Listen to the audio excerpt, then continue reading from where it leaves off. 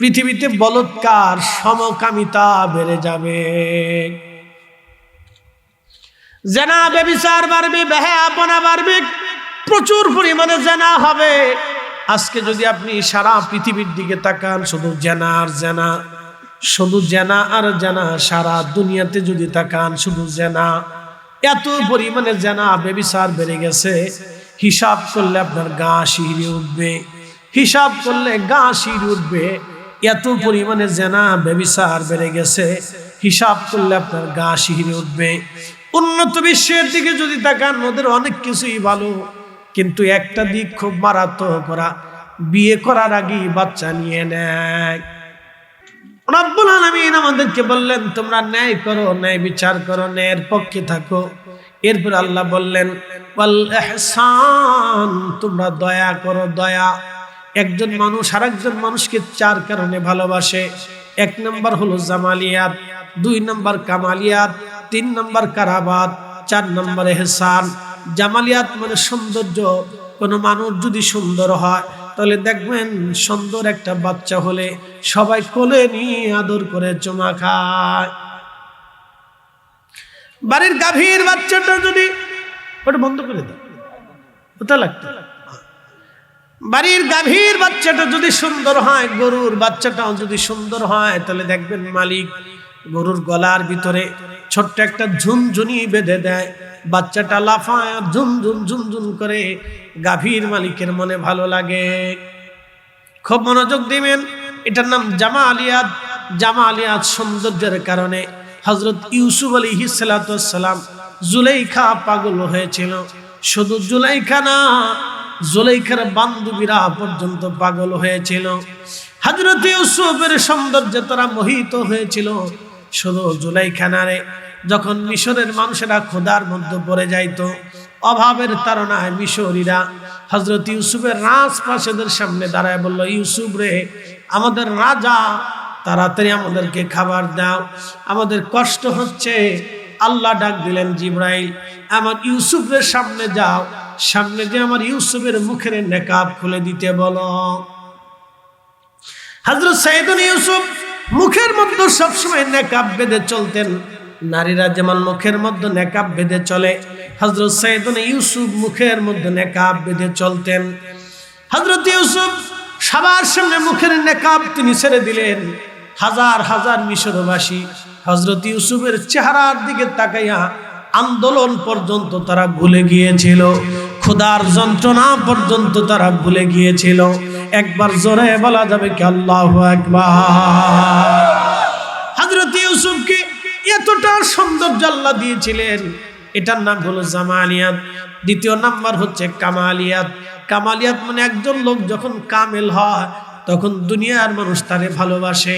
দেখবেন বাংলাদেশে কত রাজা, কত মহারাজা, কত আমির, কত ওমরা, কতজনের কবর আজকে নিশ্চিহ্ন হয়ে গেছে, কত রাজনৈতিক দলের কবর, লিডারের কবর পর্যন্ত হারিয়ে গেছে।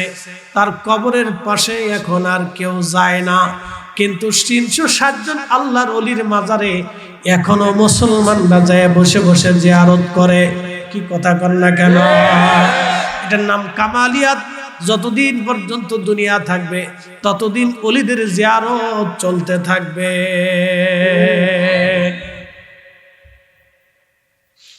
এটার নাম কামালিয়াত। রাজনৈতিক দল হিসাব করলে যদি আপনি বুঝেন, ৭৫০ বছর বয়সে, ৭৫০ বছর আগে আল্লাহর ওলি শাহজালাল রহমাতুল্লাহ আলাইহি ঘুমিয়ে আছেন। ৭৫০ বছর পর্যন্ত আপনার মুঘল চলে গেল, নবাবী চলে গেল, এরপরে সালতানাত চলে গেল, এরপরে আপনার ব্রিটিশরাও চলে গেল। মানুষ ভেবেছিল ব্রিটিশদের সূর্য বুঝি কোনোদিন ডুববে না, কিন্তু ২০০ বছর পরে ব্রিটিশদের সূর্য ডুবে গেল। মানুষরা ভাবলো মুঘল সাম্রাজ্যের সূর্য বুঝি কোনোদিন ডুববে না, কিন্তু ৪০০ বছর পরে তাদের সূর্য ডুবে গেল। মানুষ বলল সুলতানদের সূর্য বুঝি ডুববে না, কিন্তু ৩০০ বছর পরে তাদের সূর্য ডুবে গেল। মানুষ ভাবলো নবাবীদের সূর্য বুঝি ডুববে না, কিন্তু নবাব সিরাজউদ্দৌলা পর্যন্ত হারিয়ে গেল। মানুষ ভাবলো পাকিস্তান বুঝি বুঝি কোনোদিন যাবে না, তাও চলে গেল। মানুষ এখন ভাবতেছে আমরাই বুঝি দল ক্ষমতায় চলে আসলাম। ও কলার চিন্তা করে কোনো লাভ হবে না। মনে রাখবেন, আপনারাও একসময় ইতিহাস থেকে হারিয়ে চলে যাবেন, কিন্তু আল্লাহর ওলিরা এই জমিনে টিকে ছিল, আল্লাহর ওলিরাই টিকে থাকবে। কথা বলে। আপনার বাড়ির যে বিড়াল আছে, এই বিড়ালটাকে খাবার না দেওয়ার কারণে সহিহ বুখারীতে নবী বললেন, এক মহিলাকে আল্লাহ জাহান্নামে দিয়ে দিলেন। শুধু বিড়ালটাকে খেতে দেয় তো না, বেঁধে রাখতো, না খেয়ে খেয়ে বিড়ালটা মারা গেল। শুধু একটা বিড়ালকে মেরে ফেলে দেওয়ার জন্যে আমার রব, আমার আল্লাহ একজন নারীকে জাহান্নামে দিয়ে দিলেন। তার নামাজটাকে বেহেশত নিতে পারে নাই, কারণ সে বিড়ালকে না খেয়ে হত্যা করে ফেলেছিল। আমাদের দেশের মানুষের হিংসা এতক্ষণ পর্যন্ত চলে গেছে, কারোর সাথে যদি হিংসামি হয়, শত্রুতা থাকে, তাহলে তুমি তার সাথে শত্রুতা আছে, আদালত আছে, পুলিশ আছে, বিচার আছে এবং সালিশ দরবার আছে, তুমি সেটা করতে পারো। তুমি তো তার পুকুরের পানির ভিতরে বিষ মিশিয়ে পুকুরের মাছ তো তুমি মারতে পারো না। এহসান মানে দয়া। নবীজি বললেন, বিড়াল ছানাটাকে খাবার না দিয়ে বেঁধে রেখে মেরে ফেলে দেওয়ার জন্যে আমার রব, আমার আল্লাহ তাকে জাহান্নামে দিয়ে দিলেন। একটা পশু পাখিও যদি নিরাপরাধ আপনি মেরে ফেলে দেন, বিনা কারণে যদি আপনি হত্যা করেন, তাহলে মনে রাখবেন তার জন্য আপনাকে শাস্তি পেতে হবে জাহান্নাম, জাহান্নাম। আল্লাহর নবী বললেন, এক মহিলা প্রতিটা নারী টাকার কারণে দেহ বিক্রি করত। তাহলে আপনি বুঝেন তো কত বড় নিকৃষ্ট নারী। টাকার জন্য নিজের দেহ বিক্রি করে দিয়েছে এই মহিলা। কাস্টমারের জন্য দাঁড়িয়ে আছে, দেখতেছে একটা কুকুর জিব্বা লড়ায় লড়ায়া পানির তৃষ্ণা নিয়ে কুকুর দৌড়াচ্ছে। মহিলার মনে মায়া লাগলো। পায়ের মধ্যে ছিল চামড়ার মোজা, এই মোজাটা খুলে ফেললো। খুলে ফেলে রশি বেঁধে কুয়ার ভিতর থেকে পানি উঠাইয়া এই মহিলা ওই কুকুরটাকে পানি পান করাইলো। কুকুর পানি পান করার কারণে কুকুরের কলিজা শান্ত হলো, জীবন ফিরে পেল। এই কুকুরটাকে পানি পান করানোর কারণে ওই পতিতা নারীর সারা জীবনের জেনার গুনাহগুলি আল্লাহ মাফ করে দিয়ে ওই পতিতা নারীকে আল্লাহ জান্নাতি বানিয়ে দিল। একবার জোরে বলবেন কি মারহাবা। এটার নাম হচ্ছে দয়া। এটার নাম কি? জোরে বলেন। এটার নাম হচ্ছে দয়া। এই দয়ার কারণে একটা পতিতা নারীর যদি সারা জীবনের পতিতা পিতৃর গুনাহ আল্লাহ মাফ করে দেয়, তাহলে আপনি বুঝেন তো, আপনি সৃষ্টিকে যদি দয়া করেন, মানুষকে যদি দয়া করেন, আমার রব, আমার আল্লাহ আপনাকেও মাফ করে দিবে। আর যদি দয়া না করেন, আল্লাহ আপনাকে দয়া করবে না। সৃষ্টিকে যদি আপনি দয়া করেন, কিয়ামতের ময়দানে আল্লাহ আপনাকে দয়া করবে। আর সৃষ্টি থেকে যদি আপনি দয়া না করেন, কিয়ামতের ময়দানে আল্লাহ আপনাকে দয়া করবে না। আল্লাহর নবী সহিহ বুখারীতে হাদিস খানা দিয়ে বুঝাই দিলেন, উম্মতরে, তোমরা একটা মাখলুককেও যদি বিনা কারণে হত্যা করো, তারপরেও কিয়ামতের ময়দানে তার জবাবদিহিতার শাস্তি আসবে। এই জন্য একটা মাখলুককেও বিনা কারণে হত্যা করা যাবে না। মানুষ তো আরো পরের কথা, মানুষ তো আরো ঊর্ধ্বের কথা, মানুষ তো আরো ঊর্ধ্বের কথা। বিনা কারণে একজন মাখলুককেও হত্যা করা আল্লাহ নিষেধ করে দিয়েছেন। আল্লাহর নবী নিষেধ করে দিয়েছেন। পতিতা নারী যদি কুকুরকে পানি পান করানোর জন্য জান্নাতে যেতে পারে, তাহলে আপনারা বলেন, আমরা মানুষকে খাওয়াইয়া, মানুষের তাবারক দেওয়াইয়া, মিলাদুল নবীর মাহফিল করাইয়া, মানুষকে খাওয়াইয়া আমরাও জান্নাতের আশা করতে পারি কি পারি না? নীতিতে মুসলমান হওয়া আমাদের জন্য অত্যন্ত বাঞ্ছনীয়। নীতিতে মুসলমান হতে হবে, নীতিতে মুসলিম হতে হবে, আদর্শিক মুসলমান আমাদের হতে হবে। প্রিয় ভাই আমার, আল্লাহ রাব্বুল আলামিন আমাদেরকে দুনিয়াতে পাঠালেন মানুষ বানায়া, সুন্দর অবয়ব দিয়ে আল্লাহ আমাদেরকে দুনিয়াতে পাঠালেন। গরু, ছাগল, হাঁস, মুরগি, ভেড়া, বকরিকে আল্লাহ পাঠালেন। দেখবেন কোন গরু নির্দিষ্ট সময়ের আগে তার বাচ্চা রেখে পালিয়ে যাবে না। ওই গাভীটা তার বাচ্চারে নির্দিষ্ট সময়সীমা পর্যন্ত দুধ খাওয়াতে থাকবে। আচ্ছা বলেন তো, এই গাভীটাকে বাচ্চাকে দুধ খাওয়ানোর বিষয়টা দুনিয়ার কোনো প্রাণীবিদ্যা প্রাণী বিজ্ঞান তাকে শিখাই নাই। প্রশ্ন রাখবেন, হুজুর কে তাকে শিখাইলো? আমার রব আমার আল্লাহ তাকে শিক্ষা দিয়ে দিলেন। একবার আওয়াজ তুলে বলবেন কি মারহাবা। খুবই গুরুত্বপূর্ণ। নবীজি বলেন 3-4টা কারণে মানুষ মানুষকে ভালোবাসে। 2 নাম্বার কামালিয়াত, 3 নাম্বার কারাবাত। কারাবাত মানে নৈকট্য। আপনি যত সময় দিবেন, বন্ধুর সাথে যত সময় দিবেন, বাচ্চাদেরকে যত সময় দিবেন, আত্মীয় স্বজনকে যত সময় দিবেন, যত কাছাকাছি রাখবেন, এই কারাবাতের কারণে একজন মানুষ আর একজন মানুষকে ভালোবাসে। আর 4র্থ নাম্বারটা হলো এহসান। এহসান মানে দয়া। এহসান মানে কি? জোরে বলেন দয়া। একসাথে বলেন, জোরে বলেন কি? জোরে বলেন কি? এখন দয়া কাকে করবেন? সমগ্র সৃষ্টিকে দয়া করতে হবে। আপনার বাড়ি যে কুত্তাটা আছে না, ওকে যদি লাথি মারেন তো কিয়ামতের ময়দানে ও মামলা দিবে, আল্লাহ আমার মালিক আমাকে লাথি মারছিল, আল্লাহ দুনিয়ার কোনো আদালত ছিল না, আমি আজকে ফয়সালা চাই। আল্লাহ নবী বললেন, আমার উম্মতেরা রে, আকাশ থেকে গজব আসবে, বালা আসবে, তোমরা অপেক্ষা করো। পাথরও নিক্ষেপ হতে পারে, ভূমিধস আর ভূমিকম্প হবে, নতুন নতুন রোগ আসবে, ওই রোগে বহু মানুষ মারা যাবে, আক্রান্ত হবে। আল্লাহ নবী বললেন কয়েকটা কারণ, 14 কারণের একটা কারণ নবী বললেন। ওই আসিয়ার মতো কত আসিয়াকে নির কারণে 6 বছর, 3 বছর, 5 বছর, 7 বছর, 8 বছরের মেয়ে বাচ্চাকে মানুষের হায়ানার মতো ধর্ষণ করতেছে। খোদার আকাশ থেকে তো পাথর নিক্ষেপ হওয়ার কথা ছিল। এই কথা কান না, একটারও তো বিচার হয়, একটারও তো বিচার হয়, একটারও তো বিচার হয় না। তো আল্লাহর পাথর নিক্ষেপ হওয়ার কথা ছিল, তো আল্লাহ দেন না। আল্লাহ দেন না তো। আল্লাহর আকাশ থেকে আগুন নিক্ষেপ হওয়ার কথা ছিল, মাটির ভিতর থেকে আগুন বের হয়ে জাতিকে ধ্বংস করে দেওয়ার কথা ছিল, সমুদ্র উদ্বেলিত করে আমাদের উপর চাপিয়ে দেওয়ার কথা ছিল, ভূমিকম্প দিয়ে লারি লারি দেশের সমস্ত মানুষকে মাটির নিচে দাফন করে দেওয়ার কথা ছিল, শুধু এই অন্যায়ের কারণে। কিন্তু আল্লাহ দেন না। কেন দেন না? যদি কখনো মদিনাতে যান তো একটা পাহাড় পাবেন, খন্দকের পাহাড়ের পিছনে জাবাল আবু সিলা। এই জাবাল আবু সিলাতে একটা ছোট্ট গুহা আছে। প্রিয় নবী 3 দিন সেজদায় পড়ে জাবাল আবু সিলাতে কেঁদেছিলেন, ইয়া রব হাবলি উম্মতি, ইয়া রব হাবলি উম্মতি। আল্লাহ আমার উম্মত বড় গুনাহগার, আল্লাহ আমার উম্মত অপরাধী, আল্লাহ আমার উম্মত আল্লাহ ভুল করে ফেলছে, আল্লাহ আল্লাহ আমার উম্মতের কি হবে, আমার উম্মতকে মাফ করে দেন। এইভাবে কাঁদতেছিলেন একাধারে 3 দিন 3 রাত। খাওয়া দাওয়া, গোসল, ঘুম সবকিছু এক পাশে রেখে দিয়ে নবী সেজদার মধ্যে পড়ে কাঁদতেছিলেন। 3 দিন পরে রব বললেন, হাবিব কি চান? বলে আল্লাহ আমার উম্মত। বলে আমার উম্মতকে আপনি কওমে লূতের মতো, কওমে নূহের মতো আপনি একসাথে ধ্বংস করে দিয়েন না আল্লাহ। মহা প্লাবন দিয়ে আমার উম্মতকে শেষ করে দিয়েন না আল্লাহ। কওমে লূতের মতো পাথর চাপা দিয়ে, মাটি চাপা দিয়ে একেবারে নিঃশেষ করে দিয়েন না আল্লাহ। আল্লাহ বলেন, হাবিব আপনার এই দোয়াটা আমি মঞ্জুর করলাম, ওয়াদা করলাম আপনার উম্মতকে একসাথে ধ্বংস করে দিব না। এই জন্য আল্লাহ ধ্বংস করে না। আসতে হয়ে গেল না? জোরে বলবেন না আল্লাহু আকবার।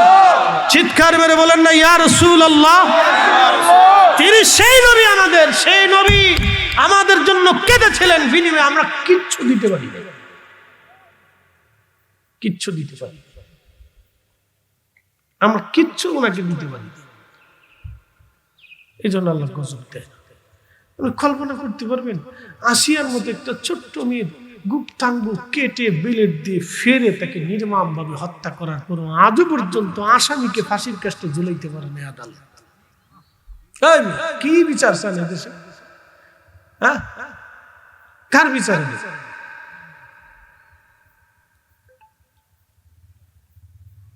আপনি গাছির ওঠার মতো বক্তব্য, এত প্রকাশ্য খুন থাকার পর আমাদের মাওলানা রইসুদ্দিন নির্মম ভাবে ঘন্টার পর ঘন্টা পিটিয়ে পিটিয়ে নির্মম ভাবে তাকে হত্যা করলো। মায়ের চোখের সামনে সন্তানকে পিটিয়েছে। মা বারবার করে আফসোস করছে, তুমি আমার ছেলেটাকে ছেড়ে দাও। একটা আলেম ছেলে নিরাপরাধ মত তৈরি করে তাকে হত্যা করা হলো। এত প্রকাশ্য দৃশ্যমান ফুটেজ থাকার পরও আজও পর্যন্ত প্রশাসন কাউকে গ্রেফতার করতে পারেনি। কারা করতে দেয়নি? প্রশাসনের কি হাত পা বাঁধা? প্রশাসন কেন করতে পারেনি? নিশ্চয়ই উপর থেকে ফোন গেছে। কারা ফোন দিল? কারা ফোন দিল? এইভাবে যদি চলতে থাকে তাহলে এই দেশে আমরা আর কারোই তো নিরাপত্তা নেই। কি কথা ঠিক আছে কিনা? এখনই আমাদেরকে সতর্ক হতে হবে, মানুষ হতে হবে মানুষের মতো। আল্লাহ তৌফিক নসিব করুন, জোরে বলে না আমিন।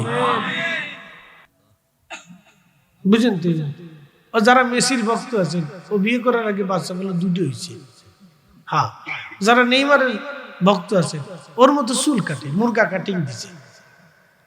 কদিন আগে যে রোনাল্ডো না রোনালদিন কোনটা ছিল, হাতে টাক করতো মাথা, কদ্দূর এখানে চুল রাখতো আর সারা মাথা দিয়ে টাক করতো। পোলাপানে দিয়ে ওইভাবেই সুন্দর করে চুল রেখ কাইটে বাটাম চালান দিয়ে দিচ্ছে। আমি হাসি আর চিন্তা করি, ওরে ফাগলের গোষ্ঠী রে, এগুলোর কোন ফাগলের ধরছে? কে রোনাল্ডোর মতো কাটিং দিয়ে দিচ্ছে, কাট চুলের কাটিংটা ওইভাবে দিচ্ছে। মানুষ কতটা অসুস্থ মস্তিষ্ক ভাবলে গাছি রুগী।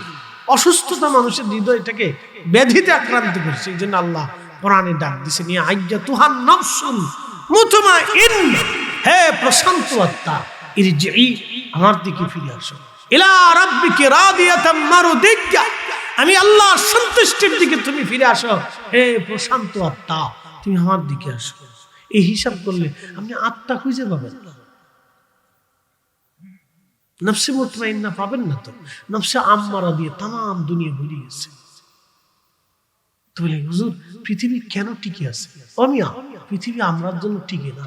পৃথিবী টিকানোর জন্য আল্লাহর শহরে শহরে কোনায় কোনায় কিছু কুতুব আছে, কিছু ওলি আছে, কিছু আফতাব আছে, কিছু আবদাল আছে, কিছু মুজাদ্দিদ আছে, কিছু আল্লাহর মেহবুব আছে, বুজুর্গরা আছে। তারা ওই রাতের আধারে দুনিয়ার মানুষ যখন ঘুমায় তখন তাহাজ্জুদ নামাজ পড়ে সেজদায় পড়ে কাঁদে, রব আপনি গজব দিয়েন না। ওরা না হয় না করছে, আমি তো আপনাকে ডাকতেছি, আল্লাহ আপনি গজব দিয়েন না। আব্দালরা বসে বসে জিকির করে, আল্লাহ আপনি গজব দিয়েন না। আল্লাহ কুতুবরা কান দেয়, বলে রব্বি গজব দিয়েন না, আমি তো আপনাকে ডাকতেছি, আল্লাহ গজব দিয়েন না। এদের কারণে আল্লাহ আমরা গজব দেয় না, নাহলে আকাশ থেকে পাথর নিক্ষেপ হতো। গতকাল যেই বাচ্চাটাকে আগুনের ভিতরে পুড়িয়ে মারা হলো, অমিয়া, এই কারণে আল্লাহর আকাশ থেকে গজব আসার কথা ছিল। নিষ্পাপ মানুষ হইয়া ভবেতে আসিয়া মানুষের করিলাম কি? মানুষ হইয়া ভবেতে আসিয়া মানুষের করিলাম কি? আমি নবী না মানিলাম কি যে ভুল করিলাম, নবী না মানিলাম কি যে ভুল করিলাম, ভস্মে ঢালিলাম ঘি। মানুষ হইয়া ভবেতে আসিয়া মানুষের করিলাম কি? প্রিয় উপস্থিতি, হিসাব কি একবারে কঠিন না সহজ? সহজ কি একবারে সহজ হিসাব, কঠিন কোন হিসাব না। বহু রাজা বাচ্চা আমির ওমরা রাজনীতি চেঞ্জ হবে, মসনদ চেঞ্জ হবে, প্রধানমন্ত্রী রাষ্ট্রপতি কত যাবে আসবে, কিন্তু শাহজালাল রহমতুল্লাহ ঠিকই দেন। ওই উত্তরবঙ্গের এক কানা বলছিল, ওটা লাথি মেরে ভেঙে দেয়। আমাকে আসতে দেখ, একবার ইটের কোনা খসায় দেখ, বাংলাদেশে যুদ্ধ শুরু হয়ে যাবে। একটু ইটের কোনা খয় দেখ, যুদ্ধ কেমনে শুনে দেখবি। রাস্তার কোনাত কোনাত মরে মরে ফিটে নিয়ে যাবি। লুঙ্গির কাপড় লুঙ্গির স্থানে থাকবে না তো, ওইটা পাবলিকে খুলে ফিরে ইয়া তারপর মাথায় বেঁধে দিয়ে পাগল করে রাস্তায় সেরে দেখবে, বিক্রি করে খায়। কষ্ট দিচ্ছে আপনাদের? হিসাব সহজ, কঠিন করে হিসাব না। যার কারণে মানুষ মানুষকে ভালোবাসে। জামালিয়াত, কামালিয়াত, কারাবাতে হেসাব, ওলিদের মধ্যে 4টি গুণ ছিল। 1 নম্বর জামালিয়াত, 2 নম্বর কামালিয়াত। পৃথিবীর সমস্ত ওলিদেরকে আল্লাহ কামালিয়াত দিয়ে দুনিয়াতে পাঠিয়েছিলেন, যার কারণে পৃথিবীর সমস্ত মানুষরা তাদের কাছে ঝুঁকে থাকতো। কি হিন্দু, কি বৌদ্ধ, কি খ্রিস্টান, কি ইহুদি, কি মাজুসি, কি শিখ, কি জৈন, কি মুসলিম, কি নাস্তিক, ওলিদের সামনে গেলে তারা নিরুপায় হয়ে যাইত। বলে কারণ কি? ওলিদের কাছে পৃথিবীর এমন এক নিয়ামত ছিল, পৃথিবীর ডাক্তারি বিদ্যা যখন শেষ হতো, ওলিদের বিদ্যা তখন শুরু ছিল। ক্যান্সারের কোনো অ্যান্সার হয় না, কিন্তু ওলিরা পানির মধ্যে একটু ফু দিয়ে দিল, চিরজীবনের জন্য ক্যান্সার ভালো হয়ে গেল। সুবহানাল্লাহ। আস্তে হয়ে গেল না? জোরে বলবেন আল্লাহু আকবার। না হয় না? আর একটু জোরে বলেন, আরো জোরে বলেন। এজন্য মানুষ যুগে যুগে ওলিদেরকে ভালোবাসে। ওলিদেরকে ভালোবাসে চেহারা দেখে না, গুণ দেখে। গুণ গুণ কথা ঠিক আছে কিনা? কি দেখে ভালোবাসে? গুণ দেখে ভালোবাসে, চেহারা দেখে না, গুণ দেখে। মানুষ মানুষকে ভালোবাসে তার গুণে, চেহারা দেখে না, অর্থবিত্ত সম্পদ দেখে না, গুণে ভালোবাসে। আমাদের দেশের রাজনীতিবিদরা একটা জায়গায় ভুল করে, তারা চিন্তা করলে আমরা টাকা দিয়ে ভোট কিনে নেব। না, টাকা দিয়ে ভোট কিনতে হবে না তো, আপনার গুণে আপনি ভোট কিনে নেন। কথা ঠিক আছে না? কি দিয়ে কিনে নিতে হবে? গুণ দিয়ে। গুণ দিয়ে আপনি গুণে আপনি কিনে নেন। মানুষের হৃদয় জয় করেন, মানুষের হৃদয় জয় করেন, মানুষ আপনাকে জয় করে নেবে, হৃদয় জয় করে নেন। প্রিয় উপস্থিতি হাজিরিন, সময়ের স্বল্পতা। কিছু মানুষ এসে পুকুরের ভিতরে বিষ ঢেলে দিয়ে পুকুরের মাছ মেরে ফেলছে। এরকম বাংলাদেশে বহু ঘটনা ঘটে। কি কথা ঠিক আছে না? গরুর খামার করছে, শতান কত বড় নিকৃষ্ট জীব ওই গরুর খাবারের ভিতরে বিষ মিশিয়ে দিয়ে তারপরে গরুটারও মেরে ফেলছে। আজকে খবরে দেখলাম 2 শিশু বাচ্চার খাবারে বিষ দিয়ে বাচ্চা দুটোরে মেরে ফেলছে। আরে মানুষ কত নিকৃষ্ট, হাওয়ান জানোয়ারের চেয়ে নিকৃষ্ট হয়ে গেছে, আপনি ভাষায় প্রকাশ করতে পারবেন না। এই উপস্থিতি মানে কোনাবাসী ভালো করে শোনা যাবেন।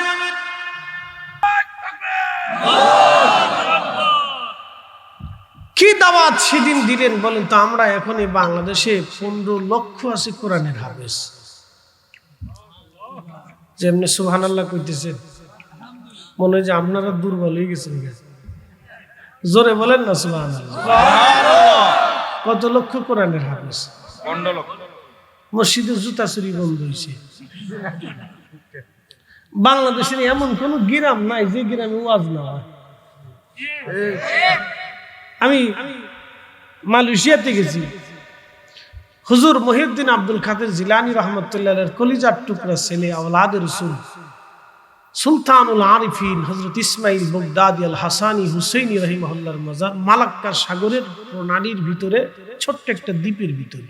খুব সুন্দর মনোরম পরিবেশ, এতই চমৎকার বাতাস আসে, গেলে আর আসতেও চায় না, এত সুন্দর জায়গা। 900 বছর আগে কালেমার দাওয়াত দিয়ে হুজুর এখানে ঘুমিয়ে আছেন। Malaysia, Indonesia, Brunei, Philippines, Indo Pacific অঞ্চলগুলিতে কালেমার দাওয়াত উনি ছড়িয়ে দিয়েছেন। ভালো করে বুঝে। তো আমি স্পিড বোটের ঘাটে যাওয়ার পরে চিন্তা করলাম ওয়াশরুম ছেড়ে একবারে উজু করে পবিত্র হয়ে তারপরে যাই।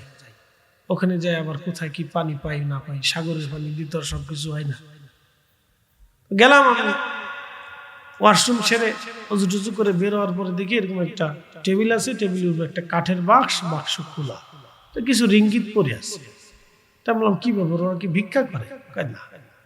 টাকা? আপনি যে ওয়াশরুমে গেছেন টাকা দিবেন না? কত দিতে হবে?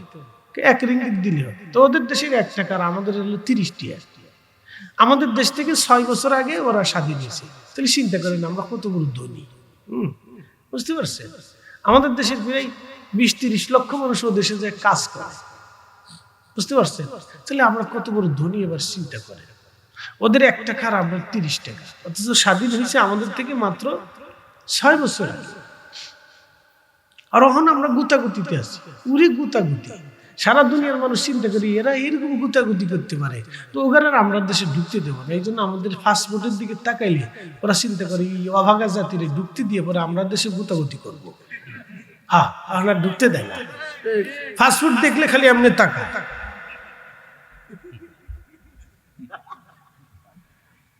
দেখে যে সাইজ ঠিক আছে কিনা, সাইজ সুইচ দেখে, নথিপত্র দেখে, পাসপোর্ট আদায়, কাগজপত্র দেয়, চিন্তা করে এটা কোন কেমনে ঢুকতে দিব এখানে, এরা চিন্তা করে এখানে কাগজ কলম তো করে ঠিক ঠান্ডা নাই, এরা ডরায়, তো খুব মনোযোগ দিবেন। তো আমি 1 রিঙ্গিত দিলাম, দেওয়ার পরে বললাম যে টাকা নিবে সে সে নেই, তাহলে টাকাও আছে, আবার মানুষ টাকাও দিয়ে যায় পেশাব করে, হ্যাঁ অসুবিধা নেই। তা বলে যে টাকা নেবে, টাকা চুরি করে নিয়ে যায় না, হুজুর এটা কি গুলিস্তান পেয়েছেন নাকি? আমরা যদি গুলিস্তান হইতাম টাকাও চলে যেত, বাথরুমও নিয়ে যেত।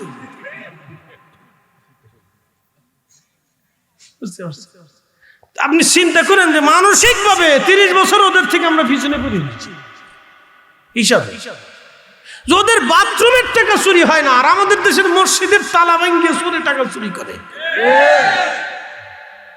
তাহলে কত বছর পিছনে পড়ে দিচ্ছে আপনি ভাবেন।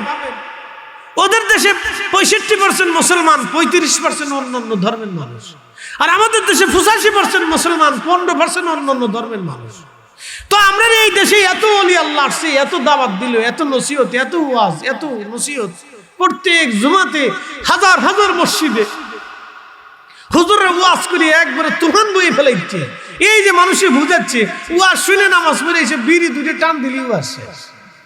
আর ওয়াজের কথা মনে থাকে না, হুজুর এত সময় জাহান্নামের ভয় ডর দিয়েছে, বিড়িটা টান দিয়ে খুব টেনশন ভাবছিল, টান দেওয়ার পরে টেনশন যা আছে সব শেষ, আর জাহান্নামের ভয় ডর কিচ্ছু নেই। এলো হচ্ছে আমাদের দেশের ওয়াজ।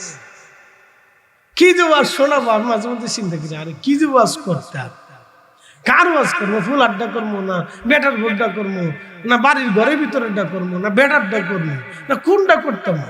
তাল খুঁজে দিচ্ছি, সারা শরীর ভিতরে গান ঢুকছে, মলম যে কোন জায়গায় দিব সেটি চিন্তাই কুল করতেছি না। এমন কোন সেক্টর নাই যে সেক্টরে আমাদের দেশে দুর্নীতি না আছে। কি আসতে কনকা জোরে বলে, এমন কোন সেক্টর নাই যে সেক্টরে দুর্নীতি না আছে। হাই হাই, এই জন্য ভূমিকম্প মাঝে মধ্যে লারা দিয়ে আল্লাহ বুঝাই দিয়ে যায়, তোরা যদি না থামিস তাহলে কিন্তু জোরে করে দিব। আল্লাহ খালি সতর্ক করে দিই, মাঝে মধ্যে একটু লারা দাও। তো লারা দেওয়ার পরে এ জাতি ঘর থেকে বেরোয় এসে মসজিদে ঢুকে সেজদা মাজদা দিয়ে হরের উঠতে আর খুঁজে পাওয়া যায় না। কিরে কই গেছে? প্রথমে একটু লারা দিয়েছিল, খুব ডরাইছিল।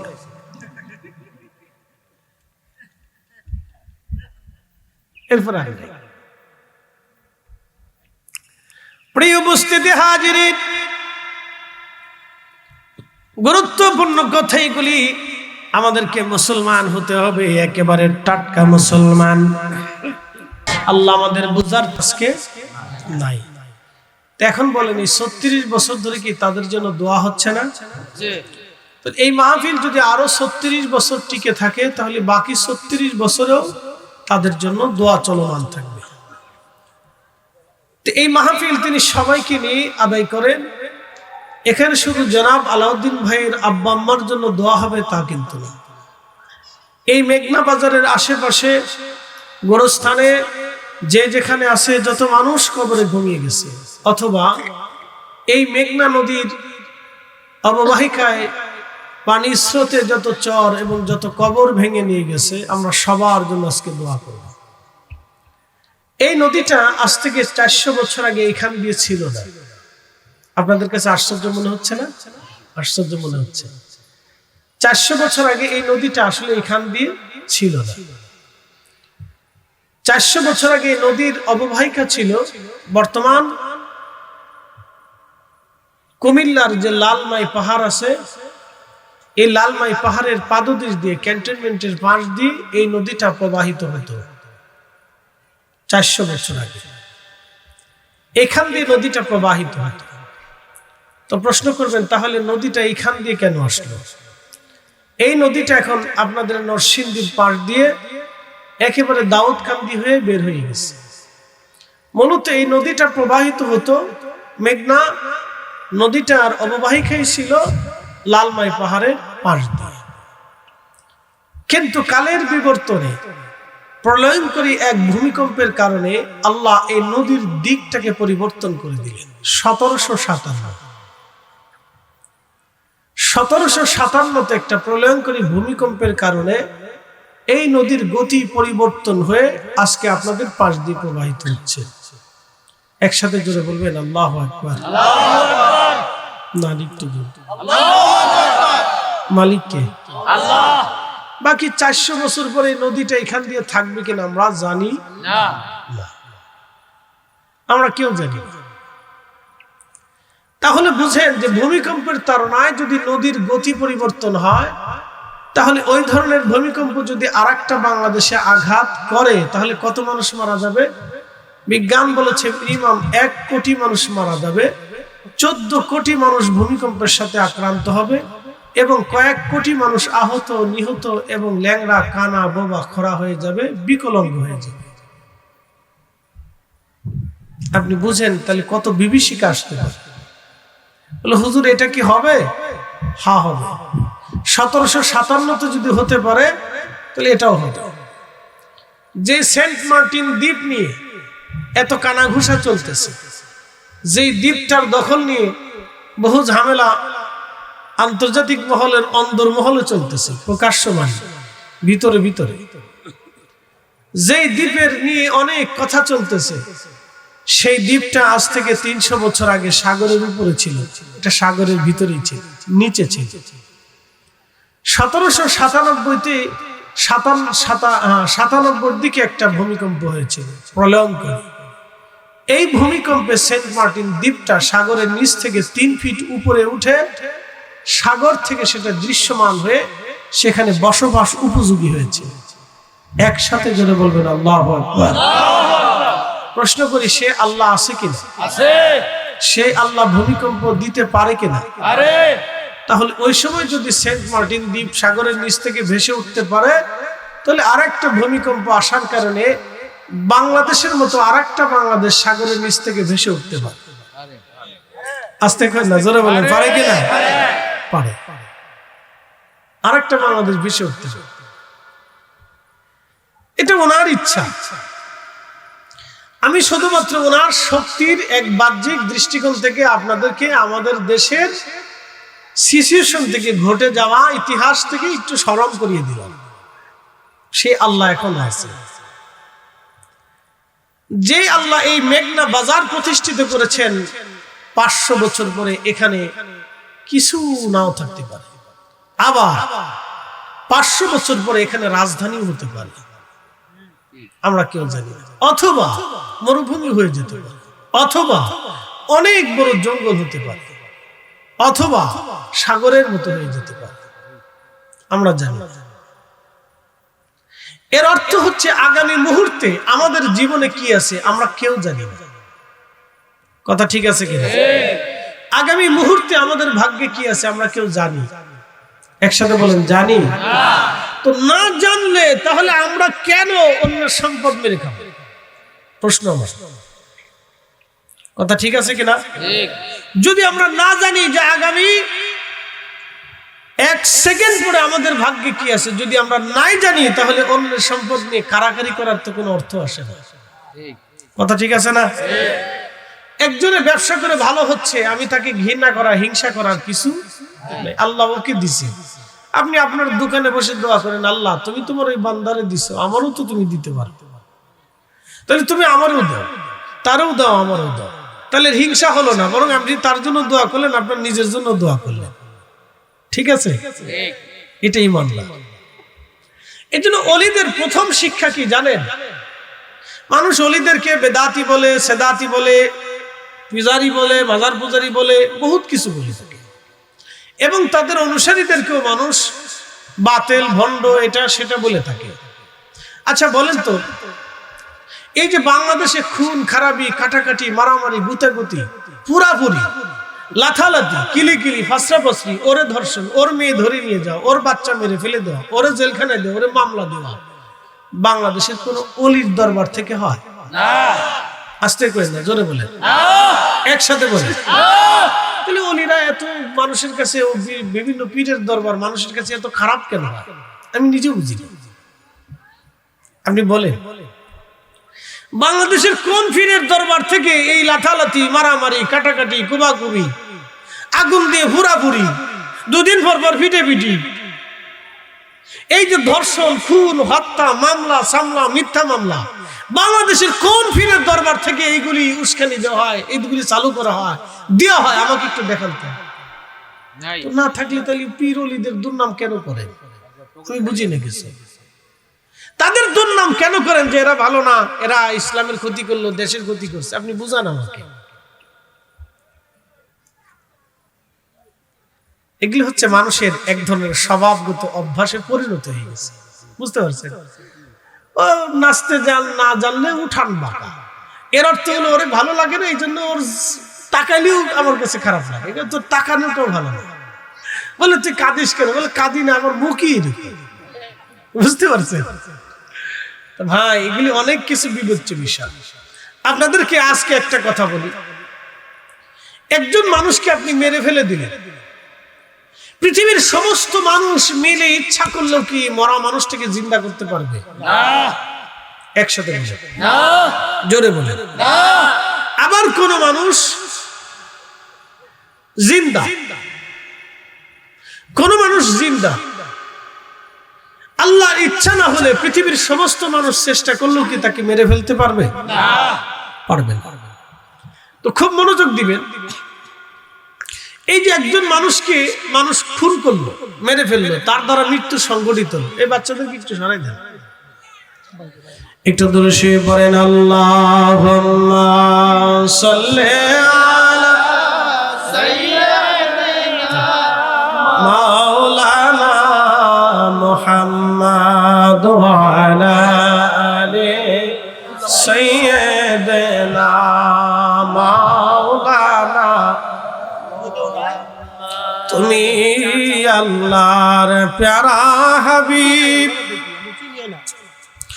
তোমার তুলনা নাই কেউ আর, তোমার মতো আকাশ ভ্রমণ করেনি কোন পয়গম্বর। আল্লাহুম্মা সাল্লি আলা